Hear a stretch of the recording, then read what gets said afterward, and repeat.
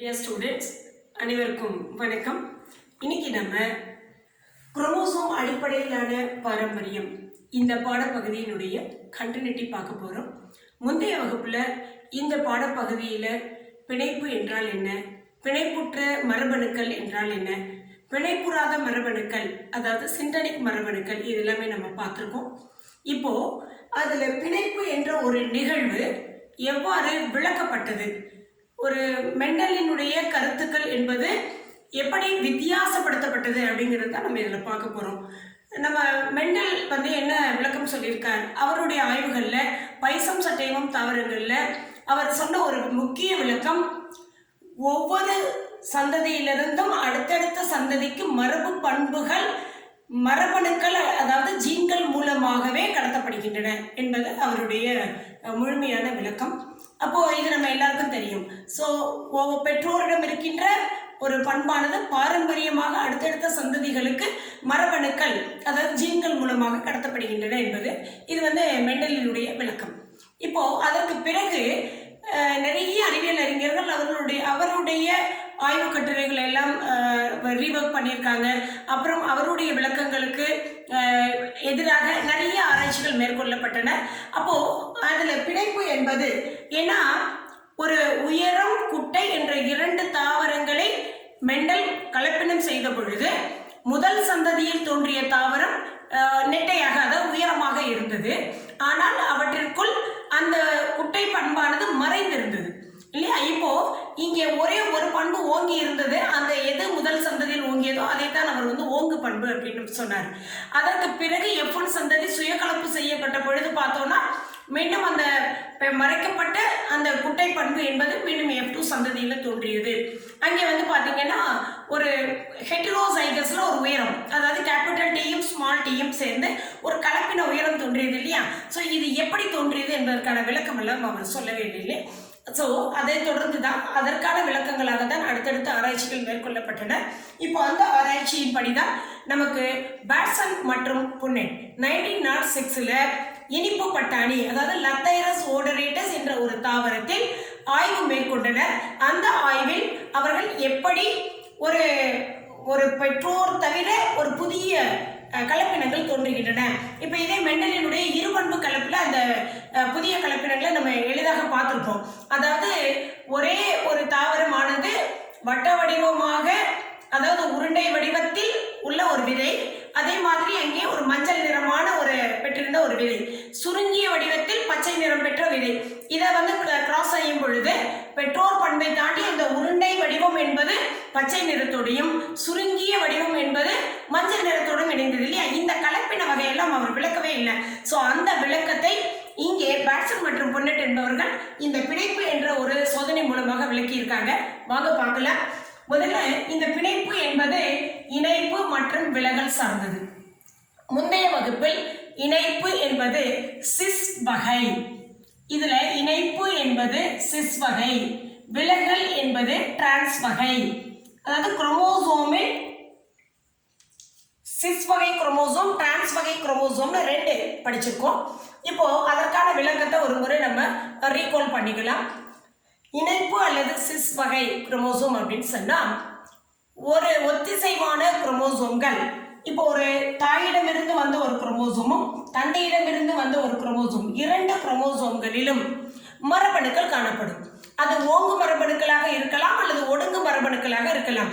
அந்த ஓங்கு மரபணுவோ அல்லது ஒடுங்கு மரபணுவோ இந்த மாதிரி ஓங்கு மரபணு அல்லது ஒடுங்கு மரபணுக்கள், இந்த ஓங்கு மரபணுவோ அல்லது ஒடுங்கு மரபணுவோ அடுத்த சந்ததியில் ஒரே கேமெட் மூலமாகவே அந்த ஓங்கு பண்போ அல்லது ஒடுங்கு பண்போ அப்படியே ஒரு கேமெட் மூலமாகவே அடுத்த சந்ததிக்கு கடத்தப்பட்டால் அதை தான் இணைப்பு அல்லது சிஸ் வகைன்னு சொல்றோம்.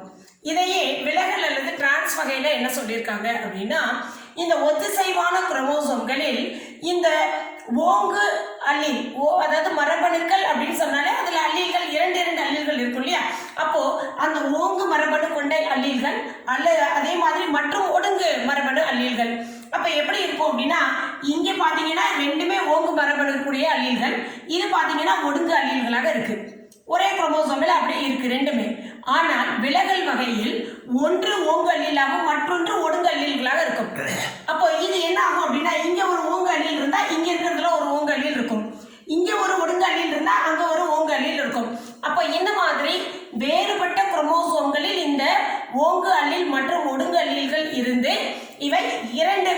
கேமெட்டுகள் மூலமாகவே அடுத்த சந்ததிக்கு வந்தால் அதை டிரான்ஸ் வகை அப்படின்னு நம்ம சொல்லியிருக்கோம்.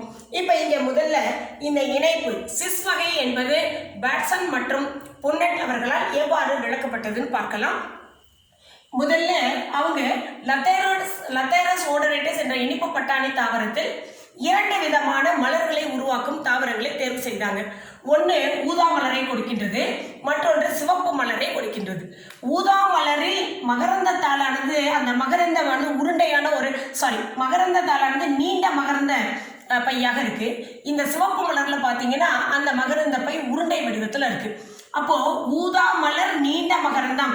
இந்த ஊதா மலருக்கு வந்து பர்பிள் கலர், பர்பிள். அப்போ பர்பிள் அப்படிங்கிறதுனால கேபிட்டல் P கொடுக்கப்பட்டிருக்கு. நீண்ட மகரந்தம் என்பது லவ், அப்போ வந்து அது வந்து கேபிட்டல் L கொடுக்கப்பட்டிருக்கு. அப்போ சிவப்பு மலருக்கு இதனுடைய ஸ்மால் லெட்டர் கொடுப்போம் இல்லையா, அப்போ கேபிட்டல் Pனால இங்கே சிவப்பு மலருக்கு ஸ்மால் Pயும், இந்த நீண்ட மகரந்தத்துக்கு கேபிட்டல் Lனால இங்கே உருண்டை மகரந்தத்துக்கு ஸ்மால் எல்லும் கொடுக்கப்பட்டிருக்கு. சிவப்பு மலர் உருண்டை மகரந்தம்னு சொல்லலாம், சிவப்பு மலர் வட்ட மகரந்தம்னு சொல்லலாம், ரெண்டுமே ஒண்ணுதான். இப்போ இந்த கேபிட்டல் P கேபிட்டல் L என்பது இந்த குரோமோசோம்ல பாருங்க, இது வந்து ஒரு ஒருங்கமைந்த குரோமோசோம்கள். அப்ப இதாவது செயல்பாடுகளில் ஒரே மாதிரி இருக்கக்கூடியவை தான் ஒருங்கமைந்த குரோமோசோம்கள்.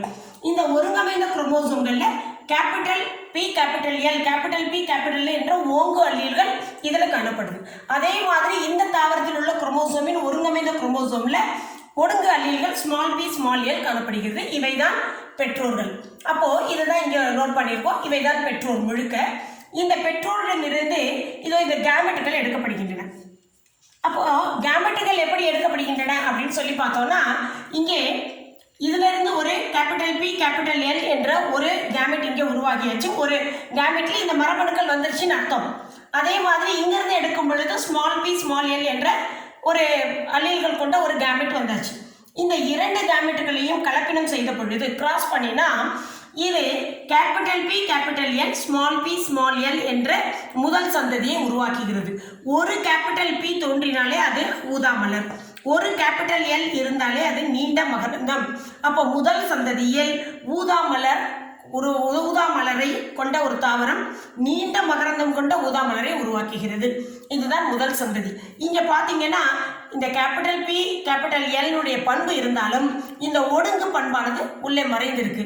அப்ப இதைத்தான் ஹெட்டிரோசைகஸ் மாற்று பண்பிணைவு கொண்ட தாவரம்னு சொல்றோம். இப்ப இது பாத்தீங்கன்னா ஒரே மாதிரி அலையில் இருக்கிறதுனால இது ஹோமோசைகஸ். இது பாத்தீங்கன்னா இது ஒத்த பண்பிணைவு ஹோமோசைகஸ், இது மட்டும்தான் ஹெட்டிரோசைகஸ் மாற்று பண்பிணைவு கொண்டவை. இப்போ இந்த F1 ஆனது ஒடுங்கு பண்போட கலப்பினம் செய்தாங்க. ஒடுங்கு பண்பு என்பது சோதனை கலப்பு. ஒரு F1 சந்ததியானது ஒடுங்கு பண்புடன் கலப்பினம் செய்யப்பட்டால் அதைத்தான் சோதனை கலப்புன்னு சொல்றோம். இப்போ ஒடுங்கு பண்பு என்பது எது?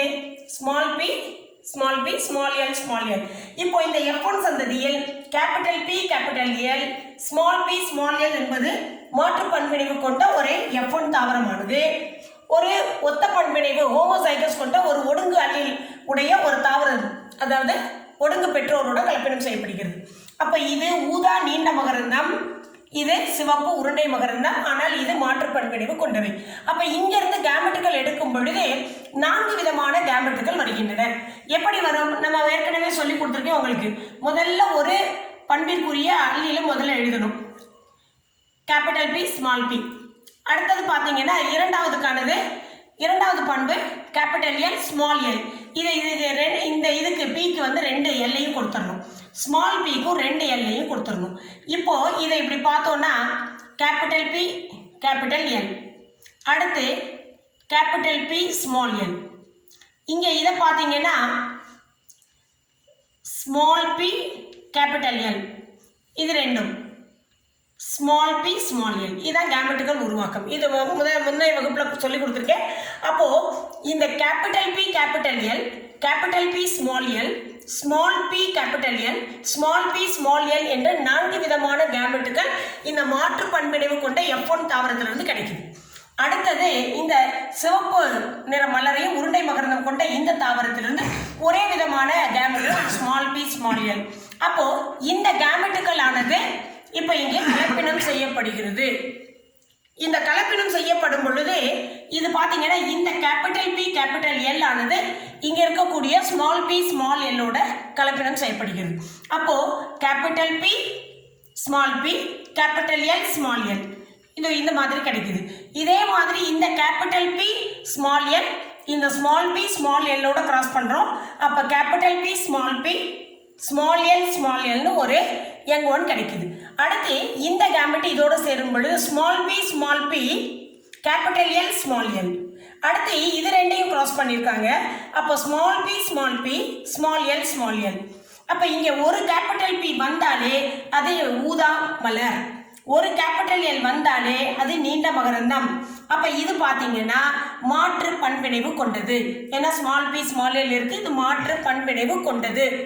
அடுத்தது இங்கே கேபிட்டல் பி இருக்கு, அப்போ இது ஊதா நிறமுடைய மலர் உருவாக்கும். அடுத்து இங்கே பார்த்தீங்கன்னா கேபிட்டல் எல்லே இல்லை, அப்போ அது உருண்டை மகரந்தம் தான். அப்போ ஊதா மலர் உருண்டை மகரந்தம்.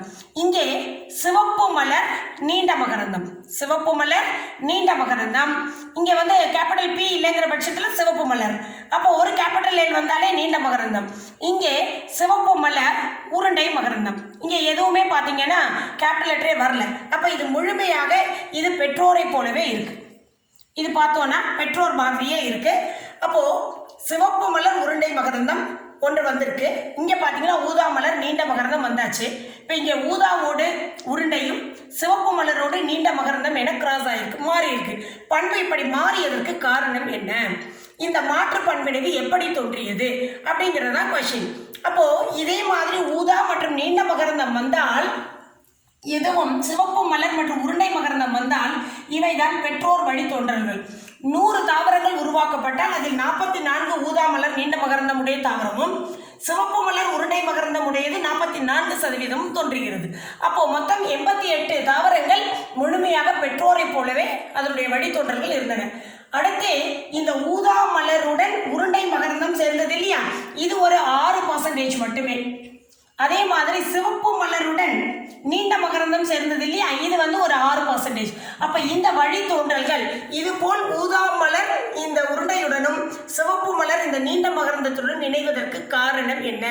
அப்ப இந்த வழித்தோன்றல்களை கவனத்தில் எடுத்தால் பெற்றோர் வழித்தோன்றல்கள் அதிகமாக இருக்கின்றன.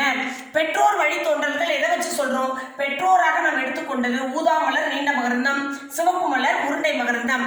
அப்போ பெற்றோர் வழித்தோன்றல்கள் அதிகமாக இருக்கு. இந்த மறு கூட்டிணைவு, அதான் மறு கூட்டிணைவு என்பது இந்த ஊதா மலர் உருண்டையுடன் சேர்ந்திருக்கு, சிவப்பு மலர் நீண்ட மகரந்தத்தோட சேர்ந்திருக்கு. அப்போ இந்த மறு கூட்டிணைவு வழித்தோன்றல்கள் மிக குறைவாக இருக்கு. அப்போ பெற்றோர் இது பார்த்தீங்கன்னா 88%, இந்த மறு கூட்டிணைவுல 12% வருது. அப்போ இது எதனால் ஏற்பட்டது அப்படின்னு பார்த்தீங்கன்னா, அதிகமான பெற்றோர் வழித்தோன்றல்கள் வருவதற்கு காரணம் அங்கே பிணைப்புற்ற மரபணுக்கள் மறு கூட்டிணைவு அற்ற வழித்தோன்றல்களாக வருவதுதான். அதுதான் முதன்மையானதாக இருக்கு. அப்போ பிணைப்புற்ற மரபணுக்கள் என்பது என்ன? ஒரு குரோமோசோமில் அருகருகே இருக்கக்கூடிய மரபணுக்கள் எப்பொழுதும் பார்த்தீங்கன்னா கேமெட்டுகள் உருவாக்கத்தின் பொழுது ஒன்றை விட்டு ஒன்றே விலகுவது கிடையாது, பிரிவது கிடையாது. அப்போ அதிகமான அளவில் இது என்ன ஆகும்னா அதிகமான வழித்தோன்றலை கொடுக்கும். அப்போ இங்கே பிணைப்புற்ற இந்த மரபணுக்கள் பெற்றோரிடம் பார்த்தீங்க அப்படின்னா இவை இரண்டும் ஒரே குரோமோசோமில் அருகருகேவே இருக்கு. அப்போ இவை எப்படி பார்த்தாலும் கேமெட்டுகளை உருவாக்கும் பொழுது இதை வந்து கட்டாயம் அடுத்த கேமெட்டுல இதே மாதிரி இந்த குரோமோசோம்லேருந்து இந்த மரபணுக்கள் கேமெட்டுக்குள்ளே போயிடும். அப்போ கேமெட்டுக்குள்ளே வரும் பொழுது பெற்றோர்களுடைய வழித்தோன்றல்கள் மிக எளிதாக அதிகமானதாக தான் வரும். அதனால தான் 88%. அப்போ பிணைப்புற்ற மரபணுக்களால் மறு கூட்டுணைவு அற்ற வழித்தோன்றல்கள் முதன்மையானது. அப்போ இந்த பிணைப்புற்ற மரபணுக்கள் லிங்க்டு ஜீன்கள் இருக்கிறதுனால தான் மறு கூட்டிணைவு அற்ற வழித்தோன்றல்கள், மறு கூட்டிணைவே இல்லை, அதாவது பெற்றோர் வழித்தோன்றல் தான் அதிகம், மறு கூட்டிணைவு அற்ற வழித்தோன்றல்கள் முதன்மையானது என்றால் அதிகமானது. மறு கூட்டிணைவு என்பது என்ன? இது குறுக்கே கலத்தல் என்ற ஒரு நிகழ்ச்சியின் மூலமாகவே வருவது. அதாவது நமக்கு வந்து கேமெட்டுகள் உருவாக்கம் என்பது மியாசிஸ் என்ற செல் பிரிதல் மூலமாக நமக்கு எல்லாருக்குமே தெரியும். அப்ப மியாசிஸ் செல் பிரிதலின் பொழுது முதல் நிலை முதலாக வரும் மியாசிஸ் 1, அதுல முதல் நிலையாக வருவது ப்ரோ நிலை 1. அந்த ப்ரோ நிலை 1ல் லெப்டோட்டின், ஜைகோட்டின், பாக்கெட்டின், டிப்ளோட்டின், டயகனசிஸ் இருக்கும். அந்த பாக்கெட்டின் என்ற நிலையின் பொழுது இந்த குரோமாட்டிடுகள் பார்த்தீங்கன்னா சகோதரி அல்லாத குரோமாட்டிடுகள் அருகருகே வந்து கயாஸ்மா புள்ளியில் சந்திக்கும். அதற்கு பிறகு அவை ஒன்றை விட்டு ஒன்று விலகும் பொழுது அந்த குரோமாட்டிட் துண்டுகள் மரபணுக்கள் ஜீன்களுடன் சேர்ந்து தங்களுடைய குரோமாட்டிட் துண்டுகளை ஜீன்களோடு பரிமாற்றம் செய்து கொள்ளும். அப்போ இந்த குரோமாட்டில் இருக்கக்கூடிய ஜீன் அங்கே போயிடும், அந்த குரோமாட்டில் இருக்கக்கூடிய ஜீன் இங்கே வந்துடும். இந்த மாதிரி மாற்றம் வருவதனால் மட்டுமே மறு கூட்டிணைவு என்பது தோன்றுகிறது. அப்போ பிணைப்புற்ற மரபணுக்கள் அருகருகே ஒரு குரோமோசோமில் மரபணுக்கள் இருந்தால் அவை அந்த அந்த அடுத்து இருக்க இந்த அருகே இருக்கக்கூடிய மரபணுவை விட்டு விலகிறதே கிடையாது.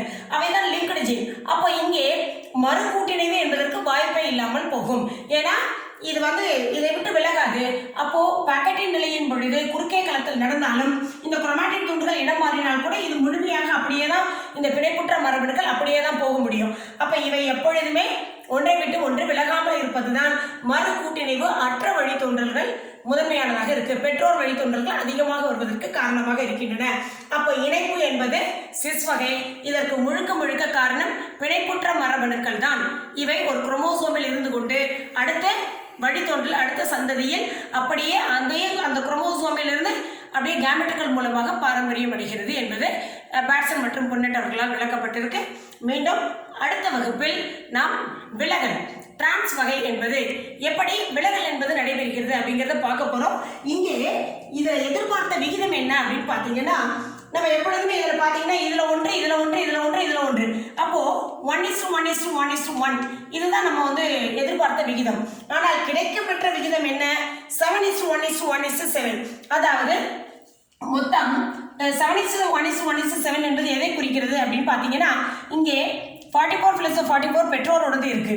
அப்போ மொத்தம் இரு பண்பு கலப்பு, 2 ஜோடியான பண்புகள் அப்படின்னு சொன்னாலே 16 யங் ஒன்ஸ் கிடைக்கணும் இல்லையா?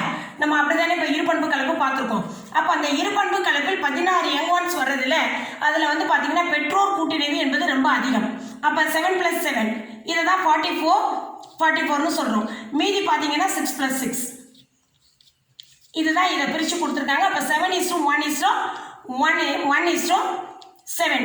அப்போ பெற்றோர் வழித்தோன்றல்கள் அதிகம், மறு கூட்டிணைவு தோன்றல்கள் மிக மிக குறைவு. அப்போ இதை தான் 16 யங் ஒன்ஸ் தோன்றுகின்ற அந்த சூழலில் பெற்றோராக 14 வருது, மறு கூட்டிணைவில் 2 வருகிறது. அப்போ அதை 100க்கு கன்சல்டேட் பண்ணி டிவைட் பண்ணி போடும் பொழுது பார்த்தீங்கன்னா 7 + 1 + 1 + 7. அப்போ இதுதான் அதனுடைய ரேஷியோ. அப்போ கிடைக்கப்பெற்ற விகிதம் என்பது இது. இதற்கு முழுக்க முழுக்க காரணம் இந்த பிணைப்புற்ற மரபணுக்கள் தான், சிஸ் வகை மரபணுக்கள். இதுதான் இணைப்பு என்பது அடுத்த வகுப்பில் டிரான்ஸ் வகை பற்றி நாம் காணலாம். நன்றி.